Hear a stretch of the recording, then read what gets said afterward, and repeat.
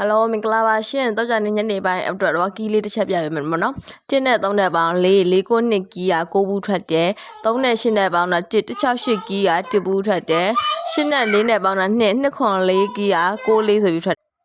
ပေးသေးရဆိုရင်ပေါ့နော်4နဲ့9နဲ့ပေါင်းတော့385ကီးပါရှင်းညနေပိုင်း modern internet က16နဲ့1ဘူးထွက်တယ်ဒီလို1အထိတ်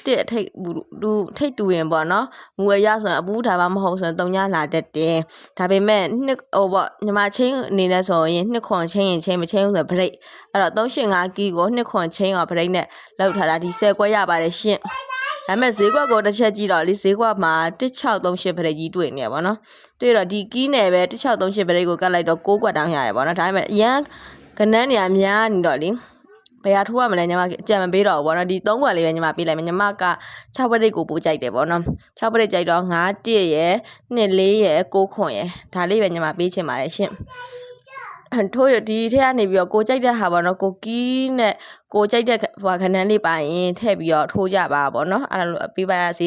နောက်ဘက်တော့ပေါ့နော်အာမခံပတ်တိဗုဒ္ဓဟုမကြော်ပေါ့နော်ဗုဒ္ဓဟုမဟုတ်အင်္ဂါအောင်မကြော်လာဟုတ်တိလားသူကလေဗုဒ္ဓဟုမကြော်လို့သာပြောတာအင်္ဂါအောင်မကြော်ဘူးအာမခံပတ်တိတစ်လုံးရှိမယ်ဘိုင်ဘာဖုန်းနံပါတ်ဘိုင်ဘာဒါမှမဟုတ်ဆိုဖုန်း3999599830နဲ့ပြီးတော့အဖွဲ့ဝင်လို့ရပါတယ်ရှင်အဖွဲ့ဝင်ကြီးက1000ခွဲပါရှင်အားလုံးပဲကံကောင်းကြပါစေ